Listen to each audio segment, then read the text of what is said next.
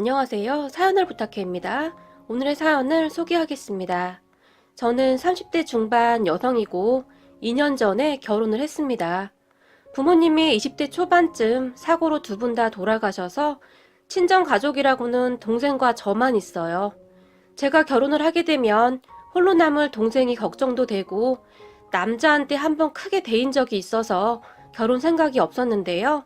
남편을 만나고 나서 결혼을 결심하게 되었어요. 아니죠. 시부모님을 만나고부터 그런 생각이 더욱 확고해졌답니다. 우리 시부모님은 말이죠. 정말 특이하신, 아니, 요즘 말하는 그런 시부모님이 아니었어요. 부모님이 돌아가시긴 했지만 20대 초반까지는 같이 살았기에 부모 없이 자라지는 않았지만 주변에서는 우리 자매를 부모 없는 고아로 단정 지어 버리곤 했어요. 꽤 오래 만나던 전 남친 부모님도 그랬거든요. 그분들을 처음 뵙던 날, 그래 부모님은 뭐 하시니? 라고 물었어요. 그런 전 남친 엄마에게 두 분 다 몇 년 전에 돌아가셨습니다. 라고 말을 했을 때 그분들의 표정은 정말이지 과간도 아니었는데요. 그럼 고아네? 라고 짧게 물었고 저는 그런 전 남친 엄마에게 고아는 맞는데요. 돌아가신 지 얼마 안 돼서 라고 말을 했지만 전 남친 엄마는 제 말을 딱 자르며 얼마 안 돼서? 너 말 참 웃기게 한다. 그런다고 고아가 아닌 게 되는 거니? 라고 말을 했어요.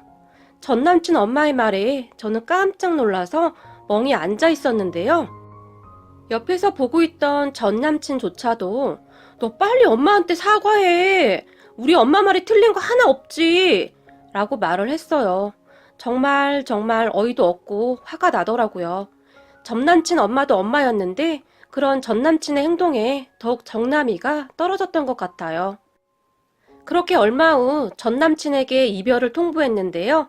전 남친은 야, 그냥 엄마한테 사과하면 끝날 일인데 너 왜 이렇게 고집을 부려? 너 그거 자격지심이야. 자격지심. 알아? 라고 저에게 다시 한번 상처를 주었어요. 그런데 과연 제가 사과를 한다고 해서 전 남친 엄마가 저를 받아줬을까요? 이후 전 남친과 헤어졌다는 소리를 들은 전 남친 엄마한테 전화가 왔었는데요. 너 우리 아들이랑 헤어졌다며?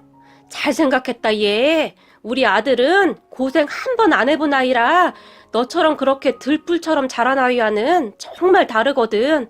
이라고 말을 했어요. 그리고 저는 이미 헤어진 마당에 못할 말도 없겠다 싶어서 저기 아줌마, 당신 아들 귀하면 남의 자식도 귀한 법이에요. 그런 식으로 하다가 언젠가는 천벌 받습니다. 꼭 기억하세요. 라고 말을 해버렸어요. 저의 말에 전 남친 엄마는 어머머머 얘 말하는 것 좀 봐라. 역시 부모한테 배운 것이 없다 보니까 어른한테 이리 행동을 하는 거지. 어디 가서 물어봐라 얘.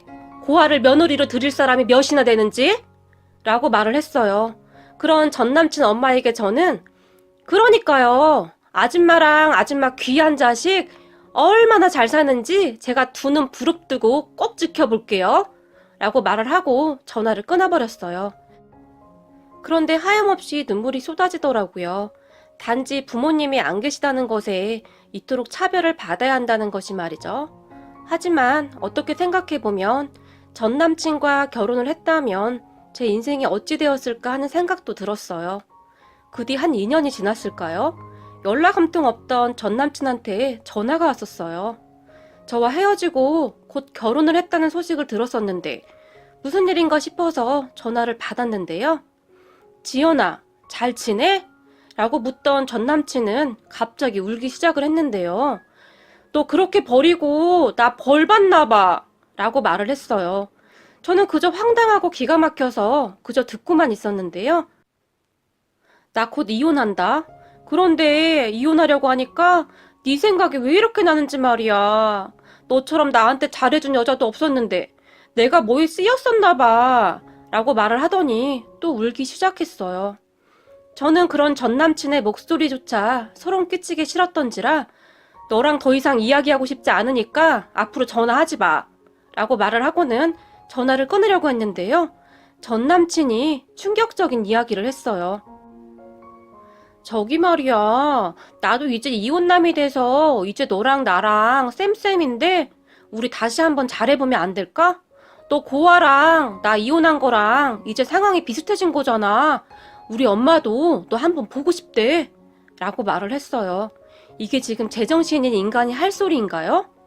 저는 그런 전 남친에게 미친놈, 어느 집 개가 짖냐? 그 잘난 니네 엄마랑 잘 살아라. 라고 말을 하고는 전화번호를 차단해버렸어요. 그동안 왜 차단을 안 한 것인지 제 자신이 한심스럽기까지 했어요. 그리고 그 뒤 남자에게 질려서인지 딱히 결혼 생각도 없었고 남자를 사귈 마음도 없었는데요. 지금의 남편은 참 많이 다른 사람이었어요. 남편도 남편인데 남편의 가족들이 정말이지 너무나 좋은 사람들이었어요. 정말 고민하다가 시부모님을 만나 뵈었는데요. 시어머니는 시종일관 싱글벙글이셨어요. 그런 시어머니를 보며 시아버지가 당신 입 찢어지겠구려? 그리도 좋아? 라고 물었고 시어머니는 당연하지. 이렇게 이쁜 딸이 생겼는데 라고 말을 하시며 제 머리를 하염없이 쓰다듬어 주셨어요. 그날 시부모님을 처음 뵙는 자리였지만 어색함이라는 것이 잘 느껴지지 못할 만큼 참 좋은 분들이셨어요.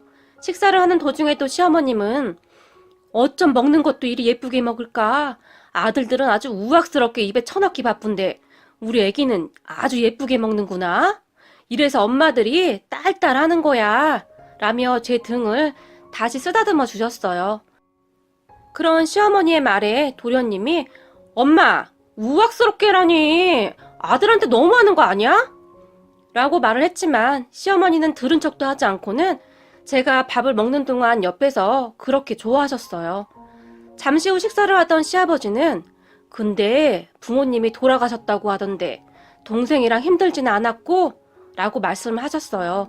그런 시아버지를 보던 시어머니는 지연이 20대 초반이면 그래도 다 키워놓고 돌아가셨구만. 그래서 그런지 부모 사랑 듬뿍 받고 자란 티가 나는구만. 이라고 말을 하셨어요. 저는 그런 시어머니의 말에 그만 울컥하고 말았는데요. 부모님이 안 계시다고 하면 주변에서 항상 부모 없이 자랐네? 라는 말들을 많이 해왔기 때문에 그동안 받았던 서름이 한꺼번에 밀려왔던 것 같아요. 그렇게 눈물을 뚝뚝 흘리던 저를 보며 시아버지는 당신 왜 쓸데없는 소리를 해서 애를 울려? 라고 핀잔을 주었고 시어머니는 당신이 먼저 얘기 꺼내서 그렇잖아. 라고 말을 하며 두 분이서 어쩔 줄을 몰라 했어요. 저는 그런 두 분을 바라보며 아니 괜찮아요. 어머님이 너무 예쁘게 봐주시니 그동안 받은 서름이 생각나서 저도 모르게 그랬던 것 같아요. 정말 감사해요. 라고 울먹울먹이며 말을 했어요. 그리고 저의 말을 듣던 시어머니가 갑자기 서름? 왜? 누가 너한테 부모 없다고 함부로 했니 그동안? 이라며 놀라서 물었고 시어머니의 물음에 그게 아무래도 부모가 없다고 하면 색안경부터 끼고 보더라고요. 라고 말을 했어요. 아니 다 키워놓고 돌아가셨는데 색안경은 왜 끼고 봐?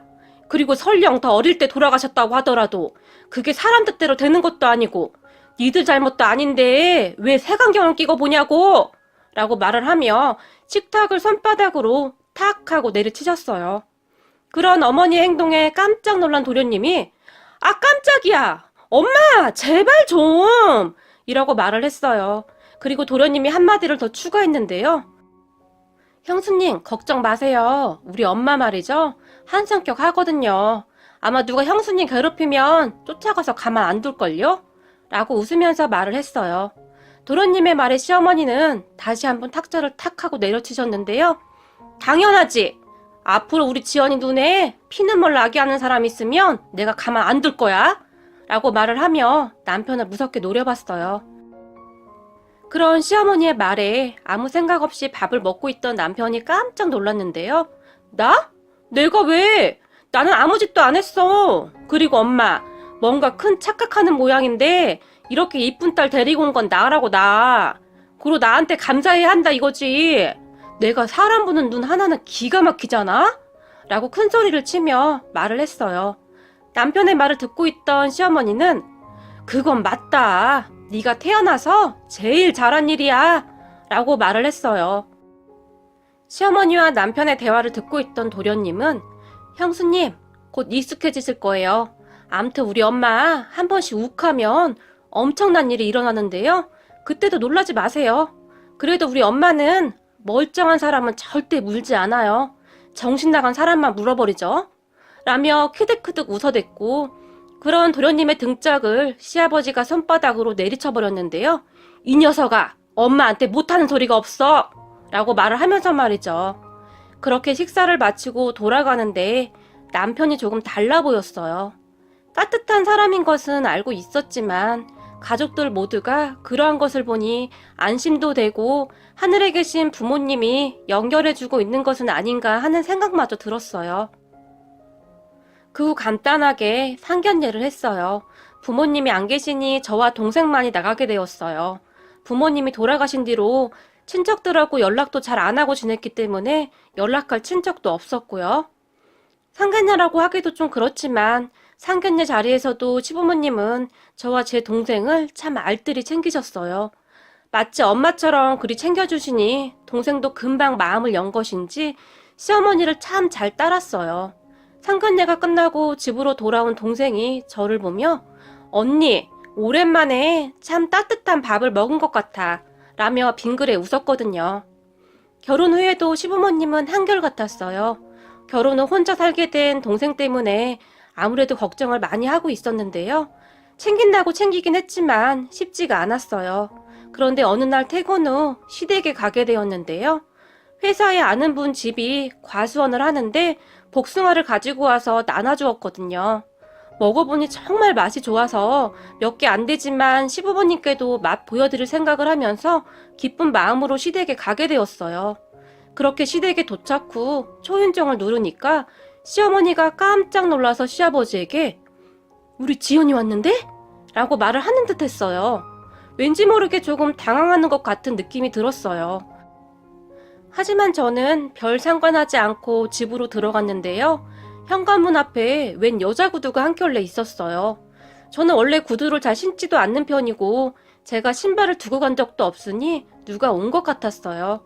그래서 제가 두리번거리며 어머님, 집에 누가 왔어요? 라고 물었는데 시어머니와 시아버지가 쭈뼛쭈뼛거리며 그게 말이지? 라고 말끝을 흐렸어요. 그리고 곧 주방에서 누가 나왔는데요. 언니? 언니가 웬일이야? 라고 동생이 저를 보며 놀라서 물었어요. 그 모습에 제가 더 놀랐는데요. 우리 시댁에 제 동생이 있었으니 당연히 놀랄 수밖에요.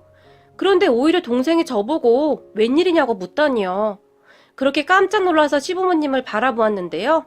그랬는데 시아버지가 시어머니의 옆구리를 손가락으로 쿡쿡 찌르면서 당신이 설명해 얼른 이라고 말을 했어요. 시아버지의 말에 시어머니가 입을 열었는데요. 지연아, 그게 말이다. 지영이가 집에 혼자 있으니 밥도 잘 못 챙겨 먹고 애가 삐쩍 골아있지 뭐니.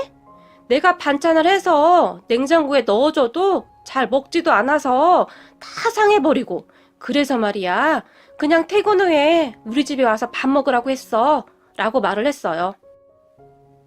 말을 하는 내내 시어머니는 제 눈치를 보았고 너한테 말하면 괜히 너 신경 쓰일까봐 그랬어. 볼 때마다 애가 삐쩍 말라가서 어쩔 수 없었어 라고 말을 했는데요. 그런 모습을 지켜보던 동생은 생각이 있는 것인지 없는 것인지 언니 밥 먹었어? 언니도 와서 밥 먹어. 엄마가 잡채했는데 진짜 맛있어. 그리고 나 좋아하는 깻잎전도 있어 라고 말을 하고는 다시 식탁에 앉아서 아무렇지도 않게 밥을 먹었어요. 그런 동생의 말에 시어머니도 그래 너도 밥 안 먹었지? 얼른 손 씻고 와서 같이 먹자 라고 말을 했는데 그 순간 저의 눈에서는 눈물이 끝도 없이 쏟아져 나오고 말았어요. 시부모님의 따뜻한 배려에 고개가 절로 숙여졌다고 해야 할까요? 생각해보세요. 세상 천지에 이런 시부모님이 어디 있을까요? 그렇게 눈물을 뚝뚝 흘리고 서 있던 저를 보며 시어머니가 깜짝 놀랐는데요. 지연아, 왜 그래? 너한테 말 안 해서 화났어? 라고 물었거든요. 그리고는 시어머니는 울고 있던 저를 그냥 꼭 안아주었는데요. 그런 시어머니 품에 안겨서 저는 더 큰 소리로 엉엉엉 울어버렸어요. 그 바람에 들고 있던 쇼핑봉투를 떨어뜨렸는데 그 안에 있던 복숭아가 시아버지 앞으로 떼굴떼굴 굴러갔어요. 굴러온 복숭아를 본 시아버지는 어? 복숭아네? 무슨 복숭아가 이리 크냐? 지연아, 이 애비가 복숭아 좋아하는 줄 어찌 알고 사온 거냐? 라고 큰소리로 웃으며 좋아서 어쩔 줄을 몰라 하셨어요. 그리고 밥을 먹던 동생도 놀랐던지 언니 왜 울어? 라고 물었지만 저는 그런 동생에게 너는 잡채나 먹어 이거 사 라고 말을 했고 말이죠. 그렇게 보니 동생의 얼굴이 오동통통해져 있더라고요. 둘이 살 때도 맨날 배달 음식에 외식하기 바빠서 그랬는지 동생은 먹어도 늘 삐쩍 마른 느낌이었거든요. 참 신기했던 것이 동생은 부모님이 갑자기 사고로 돌아가신 뒤 크게 충격을 받아서 그런 것인지 낯을 많이 가렸어요. 사람들에게 쉽게 마음을 열지 못하는 부분이 있었거든요. 그런데 시어머니, 시아버지에게 엄마, 아빠라고 부르며 정말 잘 지냈어요. 그것뿐만이 아니라 도련님과도 투닥투닥 하면서 잘 지내기까지 했어요. 그렇게 동생은 새로운 가족을 만나서 조금씩 치유되어 가고 있는 것 같았어요. 그리고 저는 얼핏 결혼 전 시어머니가 했던 말이 생각이 났어요. 지영이 혼자 떨어져 있는데 우리 가까이 이사시키는 게 어떻겠니? 그래야 너도 자주 들여다보고 말이다. 여자애 혼자 그리 두는 게 영 내 맘이 편치가 않구나. 이 앞에 원룸 있잖니. 거기도 괜찮던데 내가 한번 알아볼까? 라고 말을 하셨거든요. 그렇게 이사를 했던 것이었는데 시어머니는 이미 다 생각하고 있으셨던 것 같아요. 그 뒤에도 동생은 아무렇지도 않게 시댁에 가서 밥도 먹고 주말에는 시부모님과 쇼핑도 다니고 산책도 다니고 그랬어요. 오히려 저보다 더 잘 지내는 것 같았어요. 그러던 어느 날 큰일 하나가 벌어졌는데요. 평화롭기만 하던 우리 집이 발칵 뒤집어지는 사건이었어요. 시댁은 명절이 되면 할머님 댁에 가서 음식을 하고 차례를 지냈어요. 그해 명절에도 우리 가족은 할머님 댁으로 가기 위해 준비를 했는데 집에 혼자 있을 동생이 안쓰러웠던지 시어머니가 지영아, 너도 같이 가자 라고 말을 했어요. 시어머니의 말에 제가 깜짝 놀라서 어머니, 친척분들 다 모이시는데 그건 좀 그렇지 않을까요?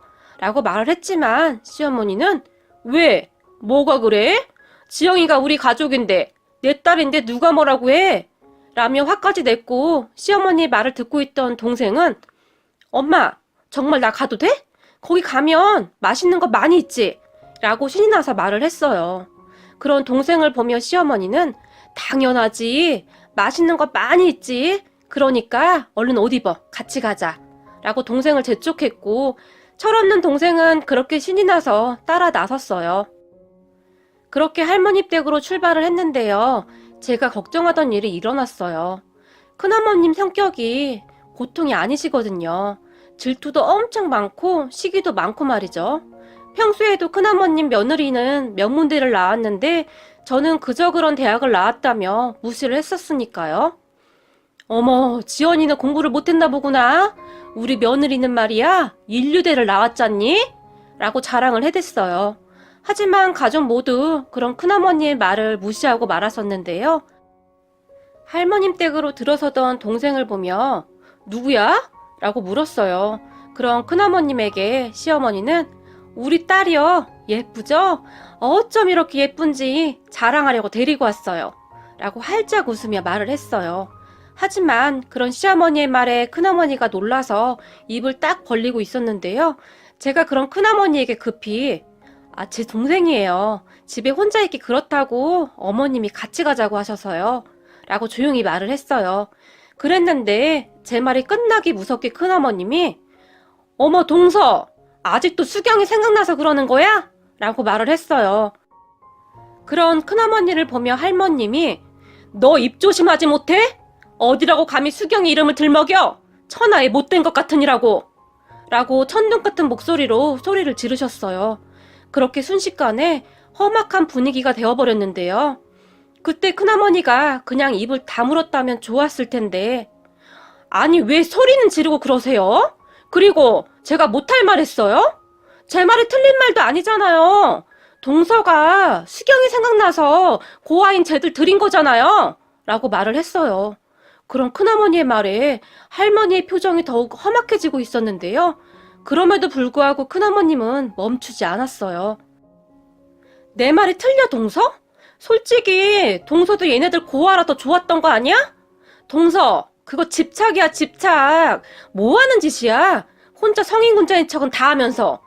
라고 말을 했고, 그런 큰아버님이 말렸는데요. 당신 지금 이게 뭐 하는 짓이야? 라고 소리를 질렀지만 큰어머님은 멈추지 않았어요. 왜 나한테만 그래? 다들 그렇게 생각하고 있잖아. 라고 말을 했거든요. 그런데 그런 큰어머니의 목소리가 듣기 싫었던지 할머님이 이런 망할 놈의 계집년 같으니라고 라고 말을 하시더니 옆에 있던 밀가루를 큰어머니 얼굴에 확 뿌려버렸어요. 전을 붙이고 있었기에 쟁반에 밀가루가 가득했었거든요. 그런데 밀가루 범벅이 된 큰어머니가 진짜 미친놈의 집구석이 왜 맨날 나한테만 그래? 라고 비명을 질렀는데요. 하지만 할머니도 지지 않고는 우리 집이 미친놈의 집구석이 아니라 내년이 미친년인 게지 라고 말을 하며 큰어머니 얼굴에 다시 물을 확 끼얹어 버렸어요. 그리고 큰어머니가 씩씩대면서 내가 이놈의 집구석을 다시 오면 인간이 아니다. 잘 먹고 잘 살아라. 라고 말을 하며 나가버렸는데요. 그런 큰어머님의 등 뒤에 대고 할머님이 맏며느리가 어디서 저런 그지 같은 것이 들어와서 집안을 풍비박산 내고 있어. 라고 말을 했어요. 그렇게 명절 분위기가 엉망이 되고 말았는데요. 저는 무엇보다도 수경이가 누구인지 엄청 궁금해졌어요. 하지만 분위기가 분위기인지라 물어볼 수도 없어서 조용히 차례를 지냈어요. 그리고 시댁으로 돌아왔을 때 시어머니가 제 손을 꼭 잡으며 기분 많이 나빴지? 라고 물었어요. 하지만 저는 무슨 사정이 있겠구나 라는 생각이 들었기에 아니요, 괜찮아요 라고 말을 했어요. 그런 제 말에 시어머니는 미안하구나. 너한테 진작 말을 했어야 했는데 차마 입이 떨어지지 않더구나 라고 시작을 했는데요. 사실은 네 남편 밑에 여동생이 하나 있었어. 그런데 물놀이를 갔다가 그만 사고를 당해서 먼저 보냈단다. 그게 수경이란다. 살면서 참 힘이 들었는데 말이야. 너를 보니 그 수경이가 돌아온 듯 깊었단다. 잘 웃고 착한 너를 볼 때마다 수경이를 생각하지 않은 것은 아니지만 나는 그냥 너의 자매가 좋았단다. 그리고 너희 부모님의 마음이 생각났어. 이렇게 예쁜 딸들을 두고 어찌 눈을 감았을까 하고 말이야. 라고 말하시는데 시어머니의 눈에는 눈물이 가득 맺혀 있었어요. 하지만 말이다. 나는 너도 그렇고 지영이도 그렇고 정말로 내 딸로 생각했다. 이건 진심이야.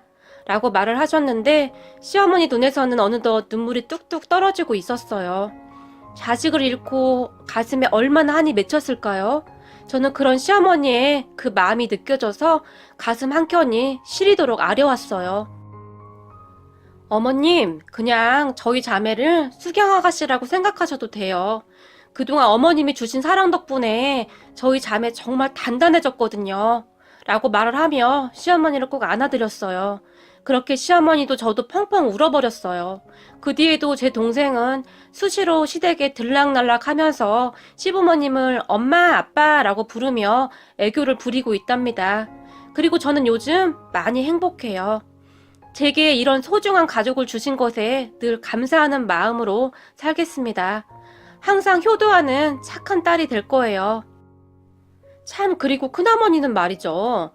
할머님한테 쫓겨난 뒤로 할머님 댁에 발도 못 붙이고 있다고 하네요.